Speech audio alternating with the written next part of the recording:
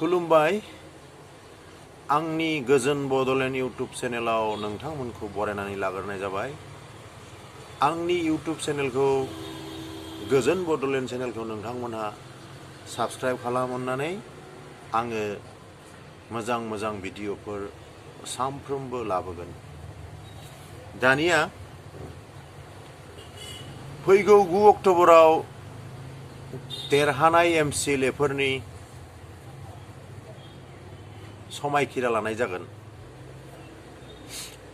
बेनिफ्राय बे समायखिराखौ लाहोगोन प्रटेम स्पिकार त्रिदिप दैमारिया। आरो दा सोंलुआ जादों बिपिएफनिफ्राय इएमआ सोर सोर मोनगोन? बे मोनसे बिराद गिदिर सोंलु। बिपिएफनिफ्राय इएम मोननांगौनि थाखाय बयबो मोनफ्रोम समस्तिनिफ्राय दा बिथां हाग्रामा महिलारिखौ लोगो हमफैगासिनो। दा बिपिएफनि सिंनि खोथाखौ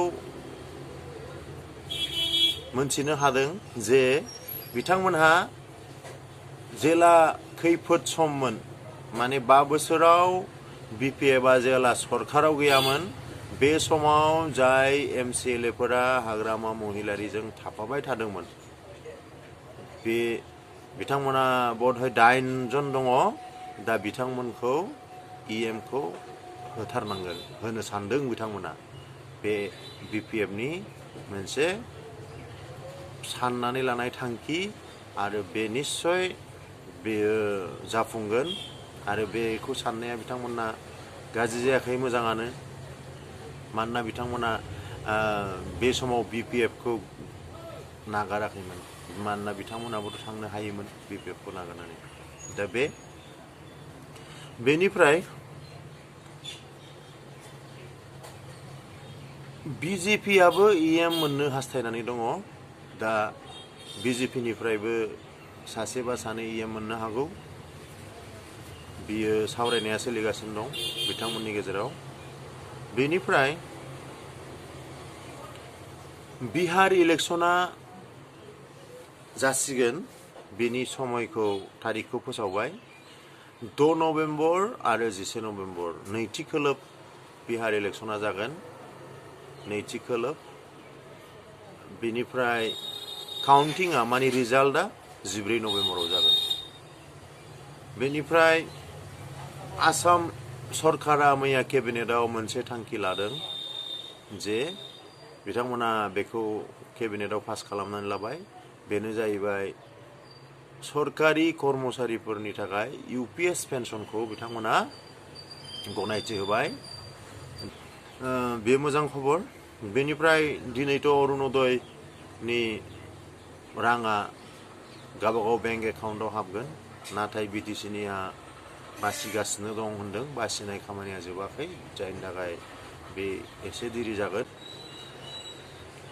दार्जिलिंआव दैजों गोबां खहा। दार्जिलिंआव ओरैबायदि दैनि दोहौ सौफैदों, जाय फुरा दार्जिलिं सहरखौ गोबां खहा खालामबाय। गोबां न'फोरा दैजों गोजावलांजोब्बाय। दा बे खहाया, बे दैया बोरै फैनो मोनखो, बोरै बिदि खैफोदा फैखो? बियो जोंनिनो सोरजिनाय होननानै, मानसिफोरनिनो सोरजिनाय होननानै बुंदों। मानो?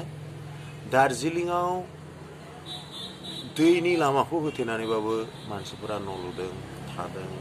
हटेल, रिजर्ट, जाय जेरै गोसो एरै माने बानायनानै लादों। आरो दार्जिलिंआव दा पपुलेसनाबो ओरैबायदि बांबाय, बियो मोनसे दार्जिलिंनि थाखाय खैफोद। आरो दार्जिलिंआव टुरिस्टानो बोसोरसेयाव 5 लाखनि बारा थांखायो। टुरिस्ट थांनायावथ' जेबो माबा गैया, टुरिस्टा थांखागोन। माने दार्जिलिंआ माब्रैबा जेबो खहा जाया। दार्जिलिंनि प्राकृतिक माबाया, प्राकृतिक माबानि थाखायसो, प्राकृतिक सौन्दर्यनि थाखायसो दार्जिलिंआव थाङो। दा बे दार्जिलिंनि प्राकृतिक सौन्दर्यआ जाहाथे जेबो खहा जाया, बेखौ मानसियानोथ' बासायनानै दोननांगोन। माने दार्जिलिंआव जोङो बेखिनि माबाखौ हाबाफारिखौ जों मानसिफोरानो रैखाथि होनानै सोलिनांगोन। होनबा दार्जिलिंआव बिदि हा गिसिनाय माने दार्जिलिंआव दा जे खैफोदा फैदों बे जाहैबाय लेन्डस्लाइड माने हा गिसिखानायजोंनो न'फ्राबो गिसिखालांफादों बायफालांदों बे दा बियो साननो गोनां बाथ्रा। बेखौ समायाव बेंगल सरकारा बेखौ मोजाङै रैखाथि होनांगोन दानो साननांगोन बेनो। बेनिफ्राय चिकित्सा बिगियाननि नबेल बान्था मोननो हाबाय मेरी ब्रुनकौ आरो फ्रेड रामसादल आरो सिमन साकागुची। सानैया मार्किन जुक्तराष्ट्रनि आरो सासेया जापाननि। बिथांमोनहा नबेल बान्था मोननो हाबाय। आरो मोनसे चिकित्साजोंनो सम्पर्क गोनां रादाब कफ सिरापआ ओरैबायदि माने 2 नम्बर कफ सिराप दा बाजाराव ओंखारनानै दं जायनि दारै मध्य प्रदेशआव गोबां गथ'फोरा रुंसारि जानो गोनां जादों बे कफ सिरापफोरखौ जानानै। दा बेखौ बे कम्पानिखौ बेन खालामबाय। दा बिदिब्ला जोङो कफ सिराप लोंनांगौआ जोंनि थाखाय बा बिसेसकरि उन्दै गथ'फोरनि थाखाय बिराद रिक्स। मानो बेवहाय ओरैबायदि माने जे जिनिसफोरखौ मिलायनाङा जे जिनिसफोरखौ कफ सिरापआव मिलायनाङा बेखौनो बिसोरो मिलायो। मानो बिसोरा बेखौ मिलायनानै कफ सिरापखौ बानायोबा बिसोरा लाब बांसिन जायो। बिसोरो कफ सिराप लोंनानै सोरनि देहाया क्षतिसिन जागोन बेखौ सानाखिसै। उन्दैफोरनि जिउआ जे गोमागोन बेखौ सानाखिसै। खिन्थु बिथांमोना गावसिनि लाबखौसो नायबाय। बे बेसेबां दुखुनांथाव बाथ्रा। दा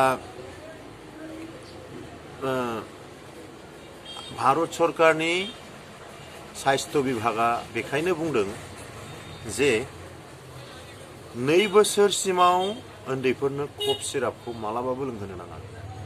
2 बोसोरसिम गथ'फोरखौ आरो 5 बोसोरसिमावबो लोंहोआबा मोजां होनदों। आरो जुदि लोंहोयोबा डाक्टारनि प्रेसक्रिपसन मथे आरो बिसिबां परिमान लोंजानो लुबैदों लोंनो थिनदों डाक्टारा बेखौ फल' खालामनांगोन। दा बे जोंनि थाखाय बिराद गिनांगौ बाथ्रा। खिन्थु बेवहाय मोनसे जोङो बयबो बेखौ माने बेवहाय मोनसे साननांगौ बाथ्राया बेसो जे कफ सिरापखौ बिदिब्ला भारत सरकारनि साइस्थ' बिभागा मोजाङै बानायहोनायाव जेबो आखाइ गैया नामा? बिथांमोना बिदि जेरै गोसो एरै कम्पानिफोरखौ बानायहोनानै मार्केटाव हगार होनाया कि थिग? बिथांमोना बे बेलायाव सांग्रां जानांगोन। भारत सरकारनि साइस्थ' बिभागा बेखौ बिराद सांग्रां जानांगोन जाहाथे रावबो बेबायदि रुंसारि जानाङा। दानि बे एसेबां उन्दैफोरनि एसेबां बेसेन गोसा जिउआ बिदि रुंसारि जानांनाया जोबोद दुखुनांथाव बाथ्रा। बेखौ भारत सरकारा थाबैनो थांखि लाथों जे रावबो बेबायदि जाहाथे मिलावट बुस्थु फाननो हाया। मिलावट जिखुनु प्रडाक्टआनो जाहाथे क्वालिटि गोनां जायो। आरो मोनथिनो मोनबावदों जे बिदेशाव जे माने जिनिसफोरखौ मुलिफोरखौ हरनाय जायो बे मुलिफोरा पुरा माने चेकिं पुरा बिजिरनायनि उनाव परीक्षानि उनाव परीक्षा खालामनानैसो बेखौ बिदेशाव फाथायहरनाय जायो। होमबा जोंनि देशनि मुलिखौबो बेबायदि खालामजाया नामा? जोंनि देशनि सुबुंफोरनि जिउआखि एथ' बेसेन गैयै एथ' माने आलायाथानि बेथ' साननो गोनां बाथ्रा। दा दिनै आं बेसेखिनिखौनो सावरायबाय। गोजोन्थों।